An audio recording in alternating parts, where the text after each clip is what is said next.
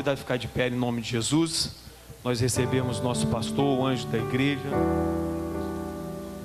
Estará com a oportunidade agora de nos transmitir aquilo que Deus falou com ele, não é verdade? Curva sua cabeça em nome de Jesus. Pai, em nome de Jesus, continuamos na tua presença nesta hora, ó Deus. Que o Senhor possa colocar os nossos ouvidos, o nosso coração cativo a ti nesta hora. Que toda inquietação, ó Deus, que vem da parte do nosso inimigo, caia por terra em nome de Jesus. Que nós possamos estar, ó Deus, os nossos corações, com a nossa alma sedenta por mudança, porque a tua palavra traz mudança para as nossas vidas. Pai, que nós não possamos, ó Deus, sair daqui da mesma maneira que entramos, porque o nosso objetivo de vir à tua casa nesta noite é querermos mais de ti. Nós queremos aprender mais de ti. Usa o teu servo, ó Deus, como sempre eu tenho feito, com graça e autoridade na tua palavra. É a oração que nós te fazemos em nome de Jesus. Amém. Graças, pais amados. Amém. Prazer estar mais uma vez com a responsabilidade de compartilhar a palavra do Senhor. E nessa noite eu gostaria de convidar você para abrir a sua Bíblia juntamente comigo no Evangelho de Mateus, no capítulo 6, no versículo 9, onde tomaremos este texto como base para a palavra que vamos compartilhar agora. Mateus, capítulo 6, verso de número 9. Quem achou, diga amém.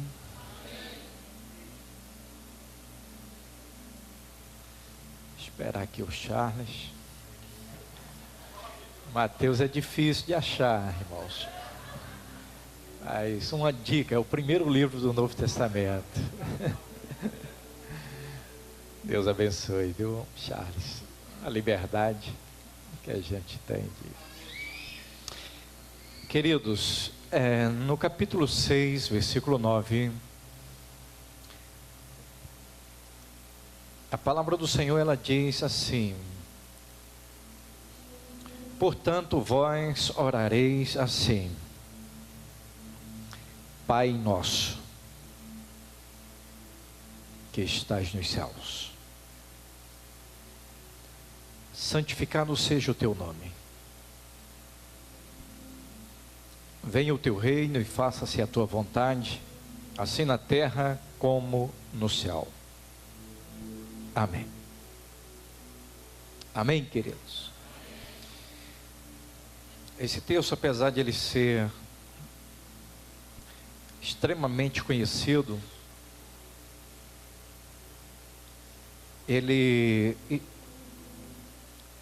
traz revelações muito profundas para as nossas vidas. E eu vejo que ele foi revelado pelo próprio Senhor Jesus como uma resposta, porque ele já tinha alguns discípulos que o seguiam. Eles já tinham um certo conhecimento de Deus, foram criados ali junto ao mar da Galileia, e pertinho do mar da Galileia ali tem uma comunidade, tem uma sinagoga que era muito frequentada por todos eles.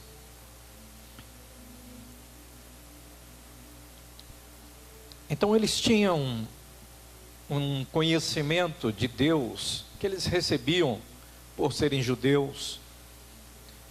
Tinham conhecimento da Torá, que são os 5 primeiros livros da nossa Bíblia. Então todos eles eram doutrinados em relação à Torá, à lei do Senhor. Mas eles começam a caminhar com Jesus, porque Jesus os chama e os escolhe para serem os seus discípulos, que se tornarão os seus apóstolos e que serão responsáveis para que o Evangelho seja levado até os confins da terra.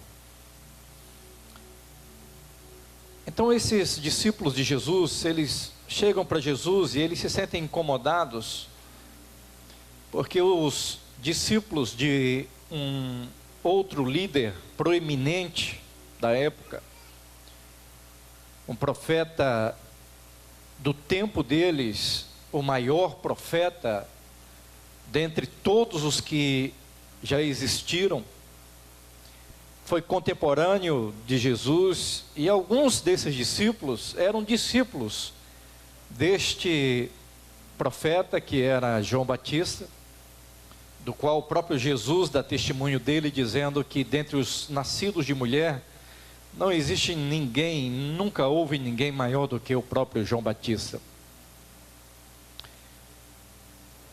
E alguns desses discípulos, eles tinham um anseio muito grande de conhecer e de se relacionarem com Deus de uma forma diferenciada.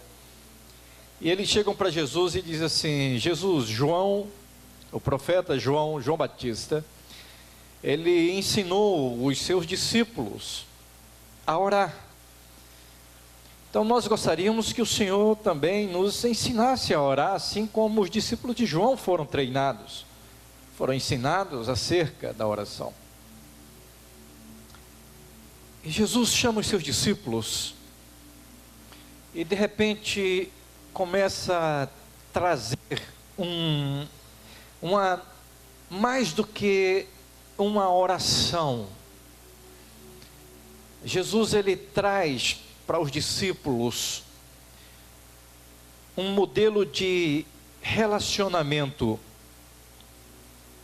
que vai muito além de um mantra, uma oração repetida, ou algo que é para você falar sem saber o que você está falando.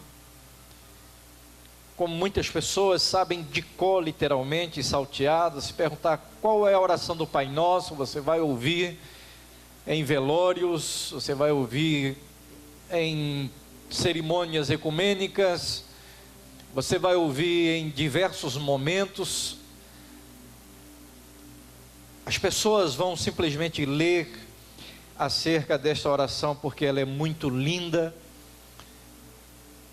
ela é muito conhecida e ela é carregada de significados. E eu, literalmente, cada vez que eu leio este texto, eu me sinto profundamente atraído, cada vez mais atraído por esta palavra.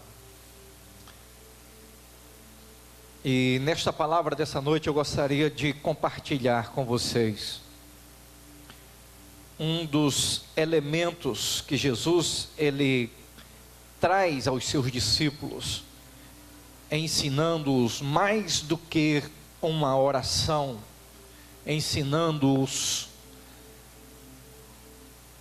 a como se relacionarem com Deus. E o texto que eu gostaria de compartilhar dentro desta oração com vocês é o versículo de número 9. Basicamente, uma palavra de toda esta oração. É ela que dá sentido, ela que dá significado a tudo que vai vir em decorrência do que ele vai falar. Então ele chama os seus discípulos e diz para eles assim: vocês devem orar assim. E a primeira palavra que sai da boca do Senhor Jesus, quando ele fala sobre o modelo de oração,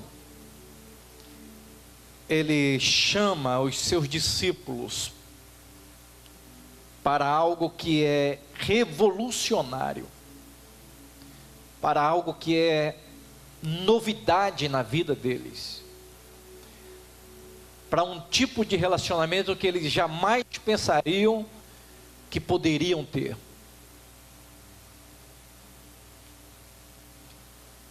Ele chama os seus discípulos e diz: vocês devem orar assim: Pai Nosso.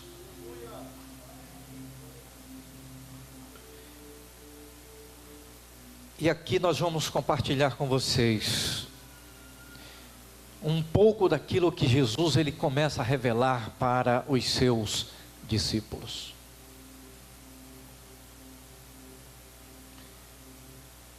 Jesus traz para eles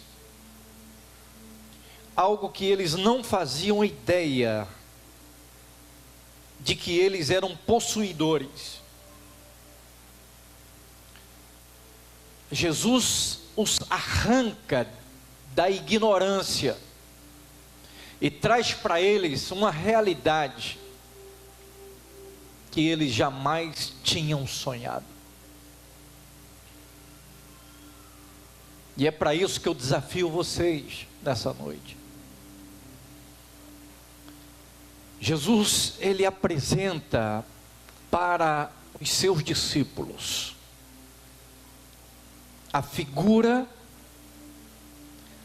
de alguém, de uma divindade,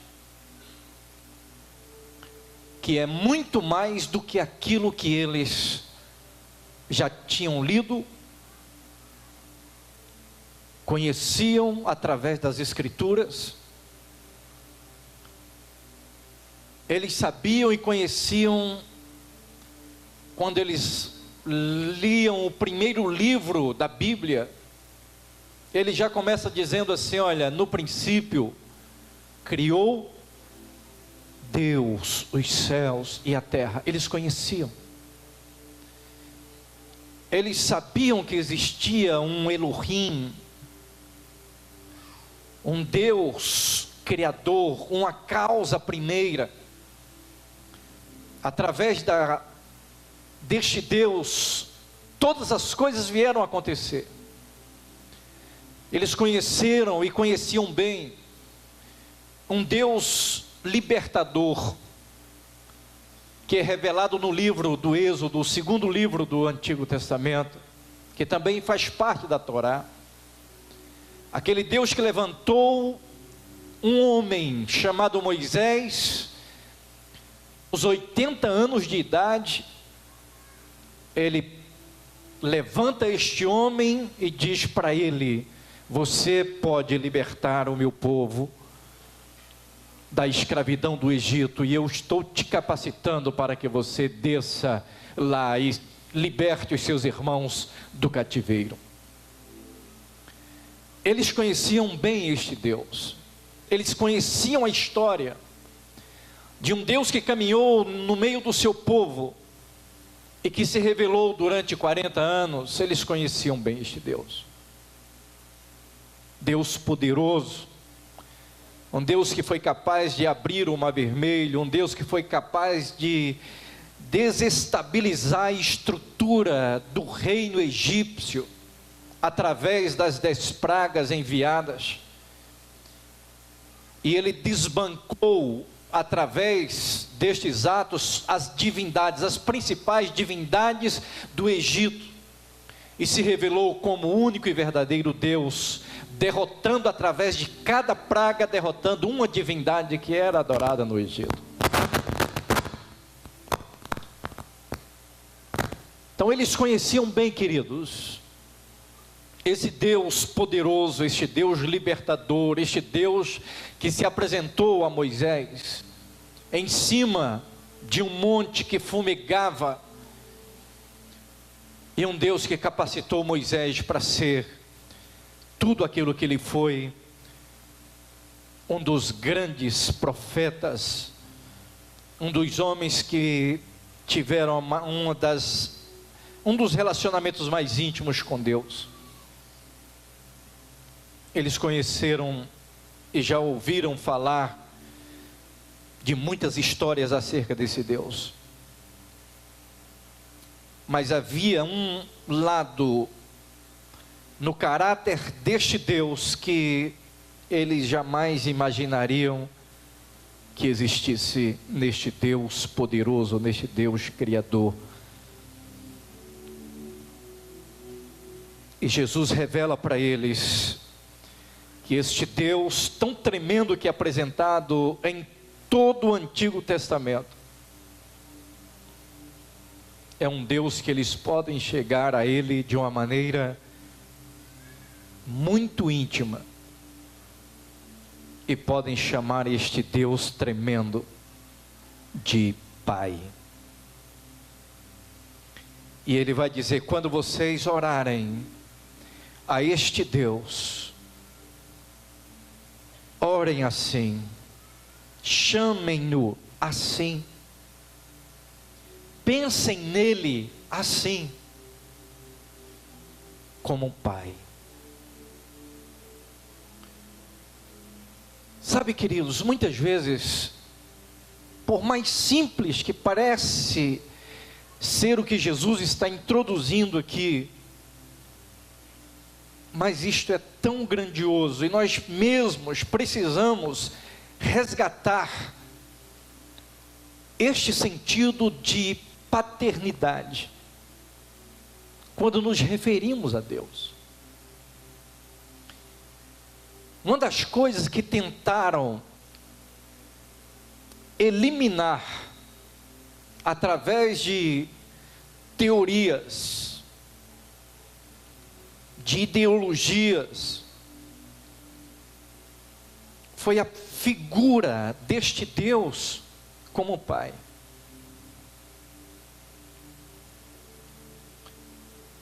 Sabe, quando nós estudamos um pouco da história, existe uma teoria que foi muito predominante no seu tempo, para explicar este Deus que nós servimos. E esta teoria tinha o nome de deísmo. E ela dizia o seguinte: olha, existe um Deus, sabe, um Deus criador, um Deus que criou todas as coisas, um Deus pelo qual todas as coisas vieram à existência. Este Deus que você diz que está na Bíblia, que criou todas as coisas, este Deus é real. O único problema é que Ele criou todas as coisas e se afastou da sua criação e foi embora. Ele deixou apenas leis que governam este nosso universo, leis precisas. Nós estamos rodeados de leis para todos os lados, mas Ele criou todas essas coisas e se ausentou. Ele não se relaciona mais com a sua criação. Sabe, muitas vezes sem expressarmos esta ideologia, mas nós expressamos muitas vezes um comportamento como se nós acreditássemos nesta ideologia. Quando nós pensamos em Deus, muitas vezes nós temos pensado em um Deus muito distante, está muito longe da gente. Muitas vezes, quando oramos,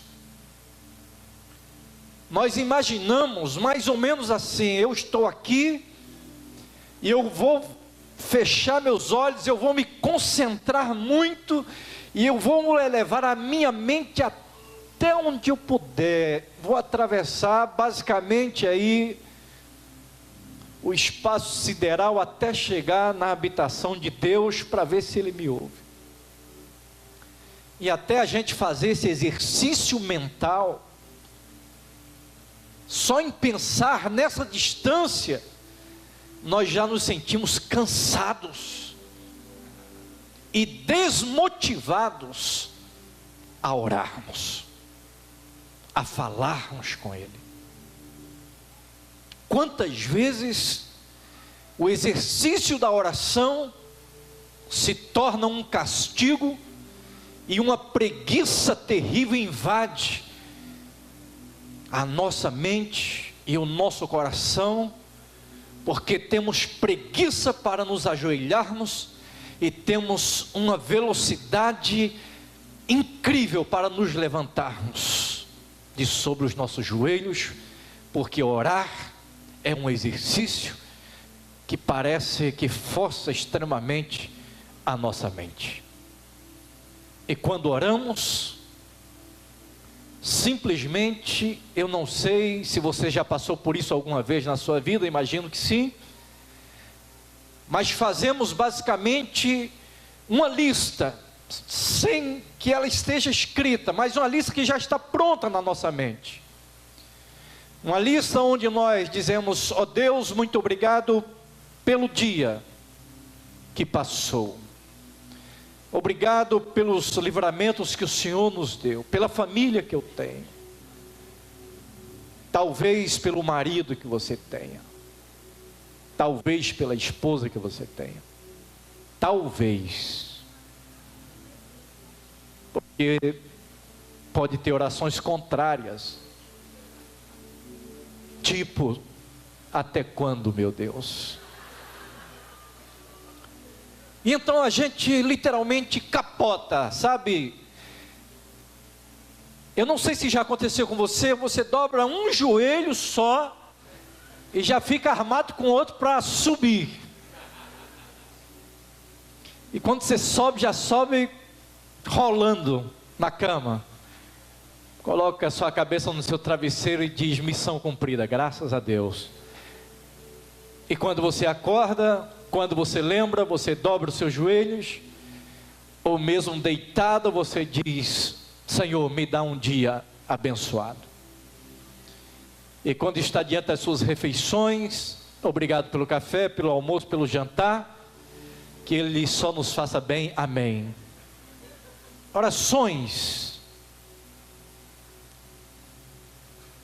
tão desprovidas de relacionamento.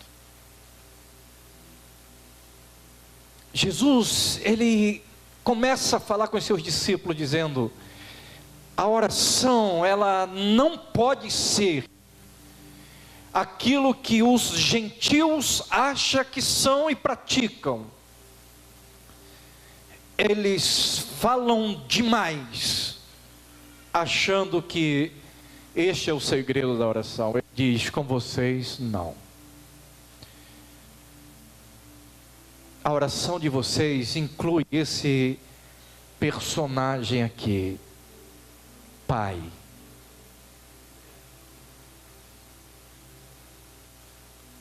E o que Deus, Ele nos ensina hoje, queridos, a cada um de nós. E aqui eu começo a palavra que Deus tem para você e para mim nessa noite. O que Deus nos ensina e Ele deseja que nós aprendamos é que nós somos filhos de Deus e que nós temos um Pai. E Ele diz: vocês que são pais, não são gente boa, são pais falhos. Vocês sabem dar coisas boas aos filhos de vocês. Agora imaginem o vosso Pai que é perfeito. Este Pai que é perfeito. Este Pai que antes que você existisse, Ele já tinha você nos projetos dEle. Este Deus que sonhava com você antes que você fosse gerado. este Deus que é perfeito, Ele te ama. E é com este Deus que você precisa falar, orar. E quando suas orações elas forem imperfeitas, quando você não souber orar, Ele disponibiliza o Espírito Santo e Ele vai ajeitar, Ele vai dar uma arrumada na sua oração. Porque nós não sabemos orar como convém, como é conveniente. Porque nós oramos, fazemos orações baseadas nas nossas vontades. Então Paulo vai escrever e vai dizer o seguinte: olha, sabe, o Espírito Santo, ele vai ajeitar, ele vai arrumar as nossas orações. E Ele vai fazer isso com gemidos inexprimíveis diante de Deus, de maneira que tudo que vier a acontecer a você como filho de Deus, não vai ser obra do acaso. Pelo contrário, todas as coisas vão cooperar para o teu bem. Você que é filho de Deus, todas as coisas cooperam para o bem daqueles que amam a Deus. Oração é um ato de inteligência. Por isso eu digo para vocês, tudo que Satanás puder fazer para roubar de nós o privilégio da oração, ele vai fazer. Todas as distrações possíveis ele vai criar,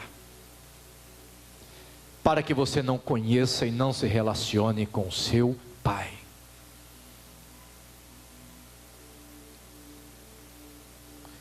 Se você está em casa, se você entra no seu quarto, fecha a porta para orar, para falar com o seu Pai,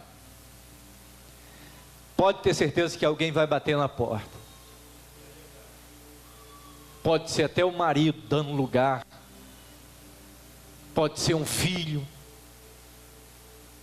pode ser qualquer pessoa. É até bom você avisar quando você entrar, falar assim: por favor, eu estou orando. Se puder, coloque em letras garrafais, porque o diabo, ele vai tentar roubar de você esses momentos, porque vai ser através desses momentos que Deus vai trazer revelações ao seu espírito, e vai se revelar a você como pai, e Ele vai se dar a conhecer de uma forma de pai para filho.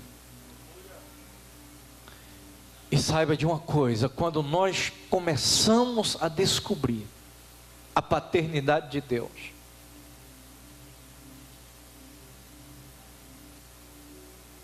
nós nunca mais seremos os mesmos. Jamais. Se você chegar para o filho de um homem, digamos de um rei, vamos usar a figura de um rei, você chegar para aquela criança, você pode falar o que você quiser com ela. Você pode falar que ela é pobre, que ela é miserável, que ela é isso, que ela é aquilo outro. Ela vai rir para você, e ela vai falar assim: meu pai é o rei, eu vou falar com meu pai. Você vai maltratar essa criança, ela vai dizer: você pode me bater, mas eu vou falar com meu pai é o rei, meu pai vai cuidar de você. Não precisa ser se chegar a ser um rei. Vou dar um exemplo simples para vocês.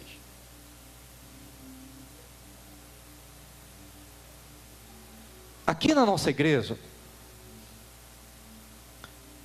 teve uma época que os nossos diáconos abençoados, eles sofreram muito com uma das nossas crianças, porque era uma criança extremamente esperta, bagunceira. E eu lembro que um desses diáconos chegou para mim e falou um dia: pastor, eu não sei mais o que fazer. Falei: o que está acontecendo? E esse diácono, ele estava muito embravecido. Falou: olha, aquele indivíduo, aquele menino, ele está descendo, está bagunçando aqui embaixo. O menino é terrível, é o pior que tem aqui. E eu fui chamar a atenção dele, pastor. Eu fui brigar com esse menino, porque ele é terrível. E ele olhou bem para a minha cara assim e falou assim: o meu pai é o pastor dessa igreja. Eu vou falar com ele, ele vai expulsar você daqui.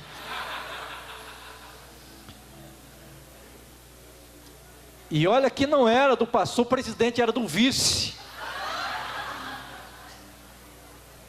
Ben Eric. E eu lembro até hoje como aquele diácono chegou e ele estava atordoado, quase possesso, de tanta raiva daquele menino, não sabia o que fazer, porque o pai dele, e era assim que ele olhava para o pai, fala assim: não, meu pai é maior, eu posso. Essa figura paterna. Quando você tem a figura paterna, quando você tem essa figura de Deus como seu pai, e você se sente filho, acabou, queridos. Porque você vai estabelecer uma relação de filho com o pai. E este pai, ele tem alguns atributos. Entre eles, este pai, ele é onipotente, ele pode todas as coisas. Alguém pode dizer: Satanás, ele é terrível, é furioso. Nosso Deus é maior, nosso Pai é maior do que Satanás. Todos os seus demônios que possam se levantar contra você, contra a sua vida, contra a sua família, contra tudo que você imagine que seja ou tenha. Você tem um pai maior. É isso que Jesus está dizendo.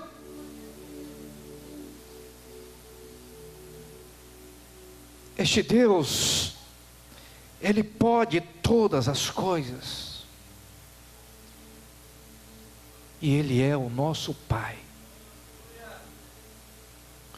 Ele é onisciente. Sabe, queridos, quando você se relaciona com Ele, entendendo quem Ele é, você não precisa dizer para Ele: Pai, como se a Jeane chegasse para mim e falasse: Pai, eu sou Jeane. Ou Isabela chegasse para mim, ou Rafael, ou Pedro: eu sou Pedro. Eu falei: claro que eu sei que vocês estão, né? Você não precisa falar que você é fulano. Eu sei quem você é. Você é minha filha. Você é meu filho. O que você quer? Queridos, Deus, Ele é onisciente. Ele sabe, Ele conhece você pelo seu nome. Ele não conhece você como alguém que é membro da Igreja Evangélica Assembleia de Deus em José de Anchieta. Ele conhece você como Charles. Ele conhece você como Paulo. Ele conhece você como Sabrina. Ele conhece você como José Carlos. Ele conhece você pelo seu nome, Ele sabe o seu endereço, a sua casa, Ele sabe como está dentro da sua casa, Ele sabe o que tem dentro da sua geladeira, Ele sabe o que tem dentro, não somente da sua casa, mas dentro de você. Ele esquadrinha você, Ele sabe o que passa na sua mente, no seu coração, aquilo que você não sabe que tem, Ele sabe o que tem, porque foi Ele que te fez. Ele disse: eu sei, eu conheço você por dentro e conheço você por fora, eu sei quem você é. Por isso nós não podemos criar espetáculos para impressionar este Deus. Nós não podemos imaginar que vamos chegar aqui num domingo à noite e fazermos algo que vamos chamar a atenção dele, porque estamos fazendo uma coisa espetacular.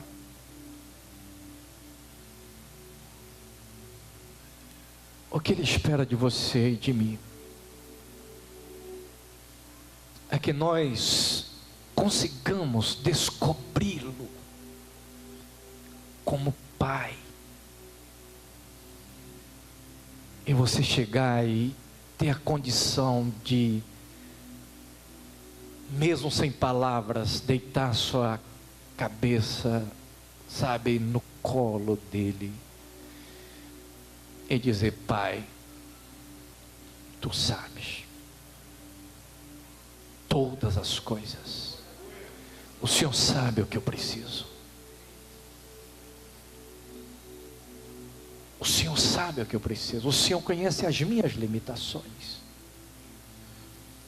Eu não preciso impressioná-lo, chegar aqui, sabe, fazer um... Não, ele vai falar: meu filho, eu estou aqui, olha para mim. Vamos conversar. Vamos conversar.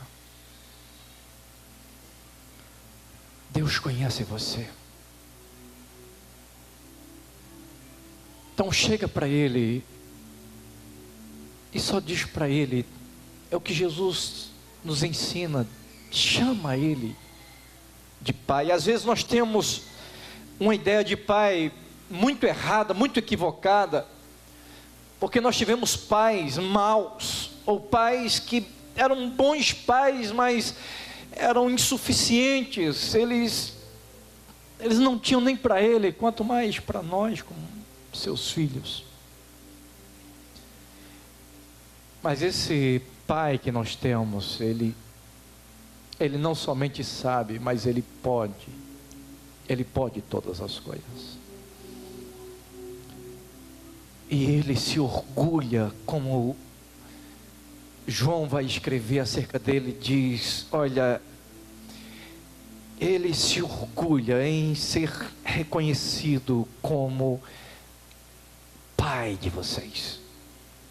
Sabe, Ele tem prazer de estar com você. Ele tem tempo, Ele tem todo o tempo para você. Existe um ditado que diz que de madrugada a fila é menor. Deixa eu falar uma coisa, são jargões bonitos, mas eles não são bíblicos, não são reais. Porque nosso Deus e nosso Pai, Ele é Pai em todo o tempo, Ele é em tempo integral. Porque às vezes a nossa angústia é de dia, às vezes é de noite, às vezes é de madrugada.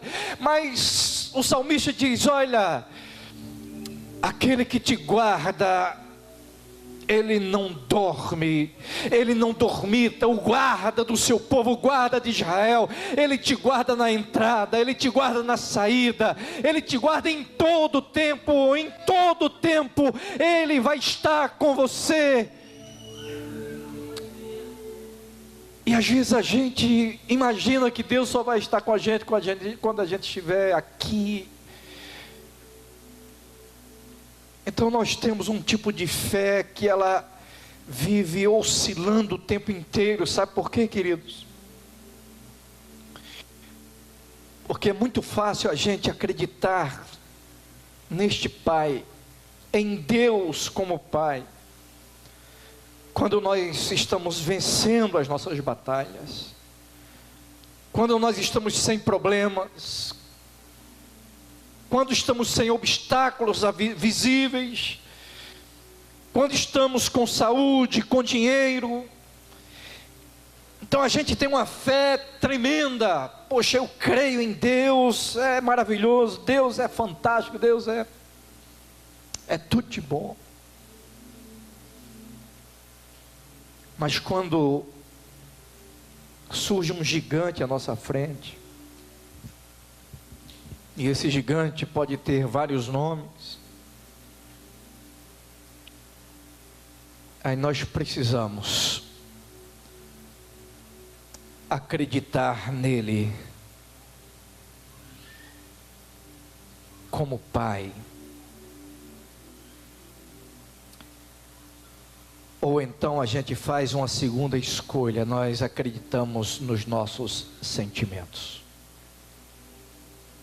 E é uma escolha que nós temos que fazer. Diante dos obstáculos, como os seres humanos que somos, os nossos sentimentos, eles vão e vai o tempo inteiro. Hoje você está sentindo Deus, você está sentindo a presença de Deus, sabe? O culto está maravilhoso, você está sentindo a glória de Deus. E nós não temos dúvida em afirmarmos que Deus está aqui no nosso meio. Ele está aqui. Mas quando nós estamos sozinhos nos nossos conflitos, nas nossas batalhas pessoais, os nossos sentimentos, eles dizem: você está sozinho, Deus não está aqui, Deus não está com você, você já perdeu, você vai morrer, você vai perder essa aqui, você não vai conseguir sair deste problema, desta situação, você não sai, você vai ser derrotado, você vai parar aqui. Os nossos sentimentos, eles crescem para cima da gente, e eles tentam dar as cartas, eles tentam nos dominar, e eles tentam dizer para a gente aquilo que parece ser a maior verdade. E muitos de nós acreditamos nisso.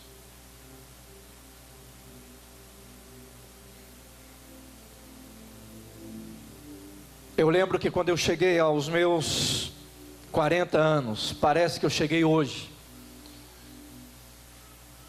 Cheguei aos meus 40 anos. Eu travei uma batalha muito, muito terrível em relação a isso que eu estou falando para vocês.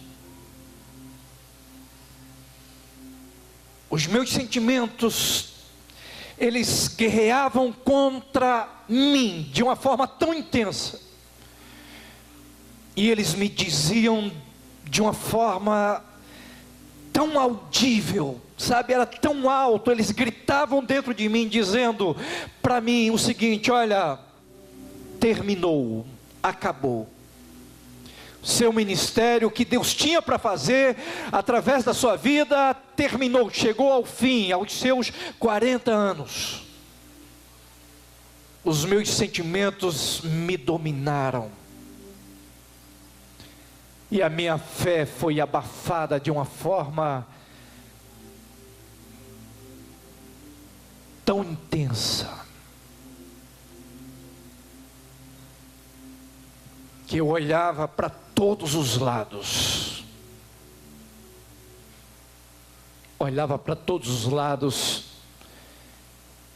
e dizia para mim mesmo: realmente chegou ao fim. Sabe quando sua saúde, tudo indica que chegou, não dá mais.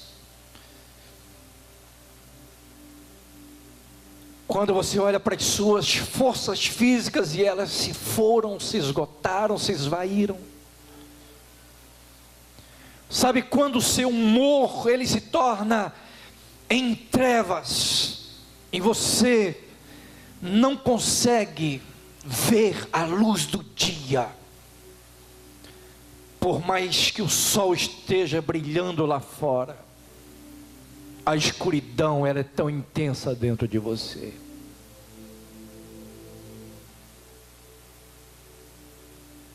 Momentos em que a sua maior aspiração é dizer: Deus, chega, pode me levar, eu estou pronto, chega, eu não quero, eu abdico do direito de viver, é melhor morrer do que viver.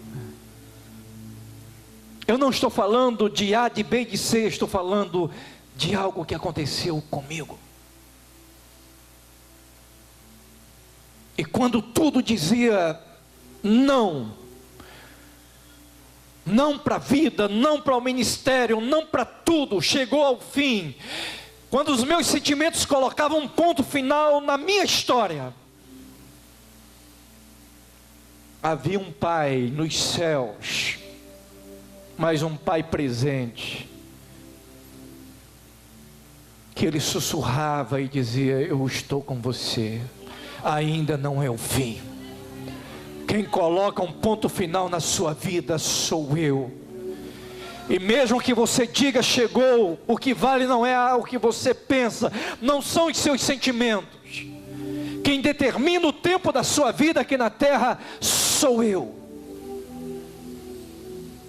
E quando até a minha própria vontade já dizia: eu não quero mais viver, Deus bradou e disse: a sua vida está nas minhas mãos, e você vai viver, e eu vou renovar as suas forças, e eu vou te levantar outra vez, e eu vou te erguer, porque isso apenas não é um ponto na sua vida, isso é apenas uma vírgula. O que eu tenho para fazer ainda nem começou na sua vida.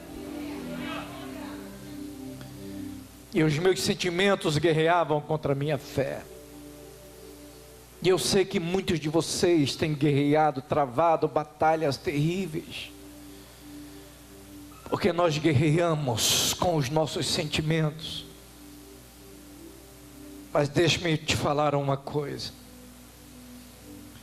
Nessa noite Deus manda te dizer: faça uma escolha. Decida viver pelos seus sentimentos, e pare, e morra, e desista. Ou então escolha acreditar em Deus, e não nos seus sentimentos. Acreditar que os planos de Deus são melhores do que os teus. Acreditar que Deus ainda é Deus, e que você tem a escolha de viver acima dos seus sentimentos. Quando você descobre isso, você vai descobrir uma alegria de viver que você nunca tinha ou julgava que esse tipo de vida poderia existir. Porque não vai ser mais massa de manobra dos seus sentimentos. E aí você vai entender o que Paulo ele tenta descrever, e ele diz assim: sabe, queridos, eu aprendi a passar fome, aprendi também a ter em abundância, aprendi a estar embaixo, mas aprendi a estar em cima também. Eu aprendi a viver o pior desta vida, mas aprendi a viver o melhor. Mas todo o meu aprendizado me levou para um outro nível. E o que eu aprendi de mais excelente